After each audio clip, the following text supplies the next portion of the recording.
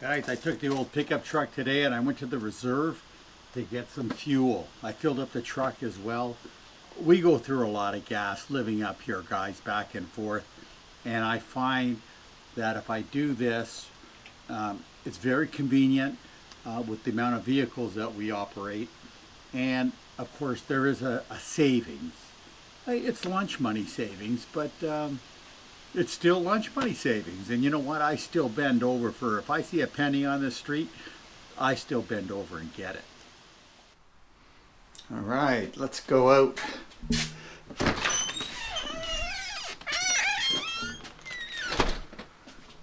And let's see what Sandy's doing.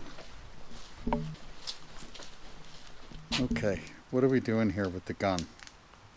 I brought it down so we could target practice, John. So start running back and forth like those amusement park games and I will target Oh, amusement park games. Hey, listen, Yeah.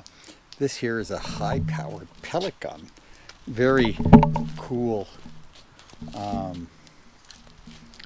pellet gun. It's great for target shooting. A very, I don't know, I think it shoots like 1,200 feet per second. It's pretty cool. We are back here, guys, at our place, and we got a fire going, cleaning up the property. And we want to discuss with you what's going on and discuss with you about what happened in Sturgis. Guys, it was a fabulous trip. I mean, like, the experience of driving that big rig was amazing. The windshield. And when we got back, we came through, we went to the Rock and Roll Hall of Fame, like you guys saw. And it was a great trip. It was a great ride home. This RV thing is really cool. Anyways, we are back, and since then we've been to the East Coast again. Guys, we are on the road again, and we are heading to the East Coast, Massachusetts, okay, for the weekend in the big rig here.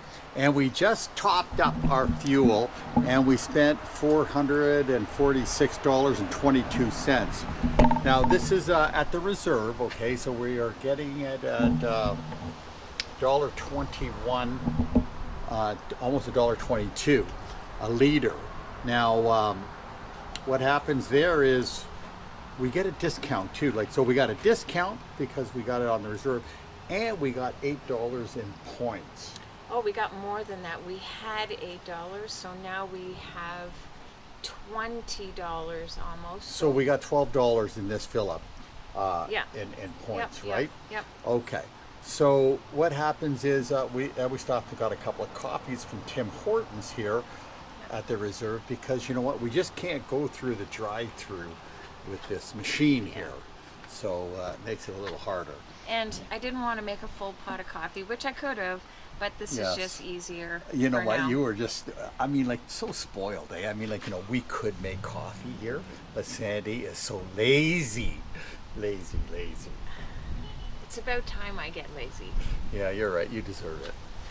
And we came back as well. And now we've added a motorcycle lift to our motorhome, which is just a fabulous addition for us.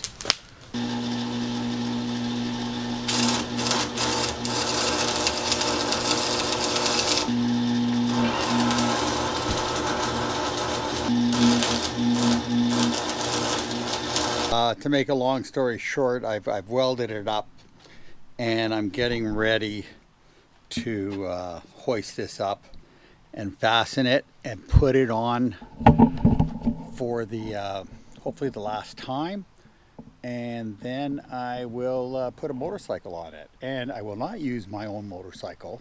No, I'll use my son's motorcycle as the guinea pig. So that's the way we're rolling right now. Things are progressing. They worked out very well, actually. And you know, it was a lot of work, a lot of heat. And I want to show you now, this thing's finally hooked up permanently. And this is what I did with my pump. Okay, I made a little shelf down here out of some aluminum plate and bolted it securely. It's got brackets that are welded underneath the plate on a 45 gussets to support it well. Oh boy, look at this. Oh, look at, we're going up high. So now it's it. Now I'll put it down. Hold on. Now it's in the lock position, okay? The motorcycle on, okay, and we're gonna give this a try, okay? She's strapped down. I think it's pretty secure. Listen, it's a bit of a tight fit on here. I mean, width-wise, but it's really really secure right now. So I got the controller here.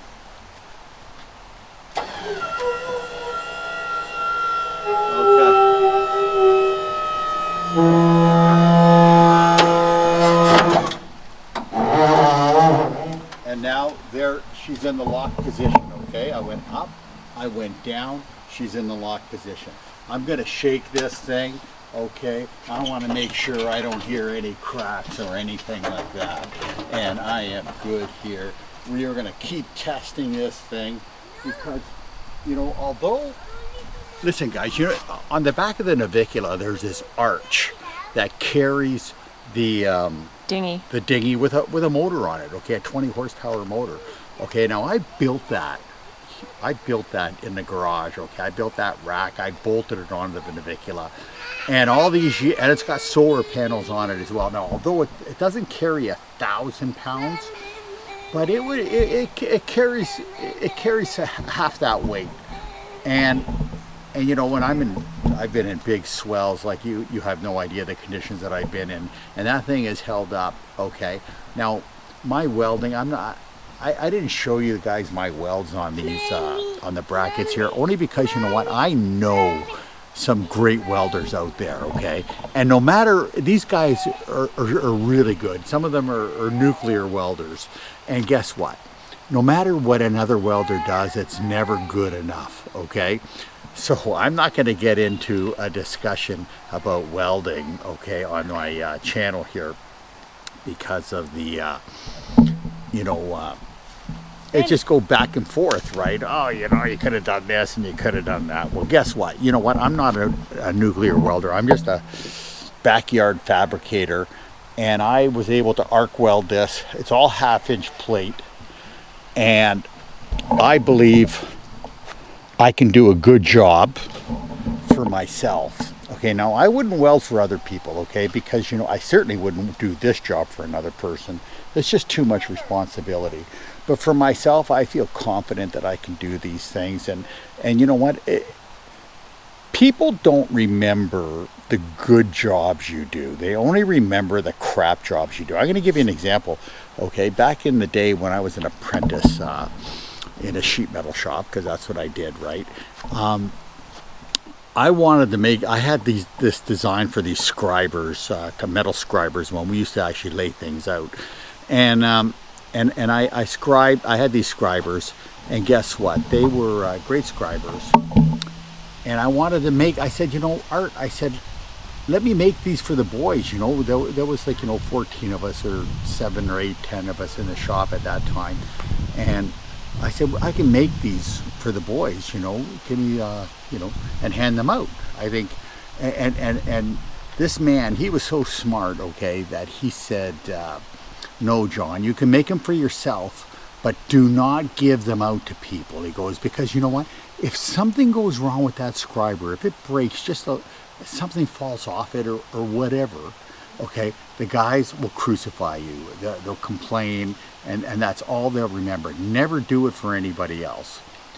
And you know what? That man was 100% right, and he protected me from that kind of abuse. And his name was Art Cooper. You know, long gone. Art's long gone, but he was my foreman for years, and what a great man that you know, he actually took me under his wing and took care of me and taught me well, he actually probably helped me become the man who I am today. We got some extra weight on it now, and Sandy, I want you to use the controller so I can film this. Okay, it's pretty self-explanatory. Yeah. Okay, go ahead, dear.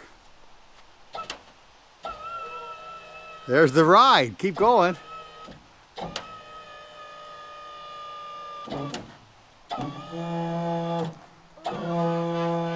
Whoa, look look at that. Okay, let it down. Am I in the lock? I hope if you can't go any further up, I think I heard it. Okay, so then I have to go up again, right? No, let it down to lock it, please. Okay, you're in the lock position. Okay, give it a couple of bounces.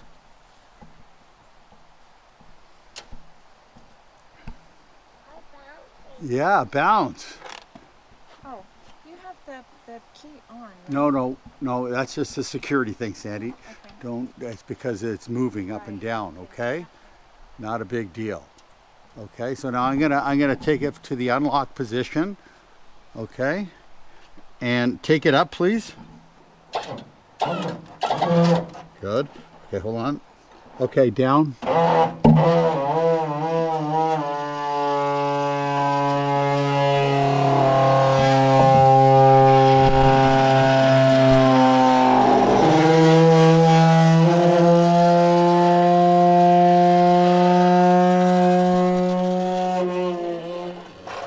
Okay, hold on. Now I'm going to get on as well. Okay, guys, there's a bit buggy out today. What is it? These flying ants or something today?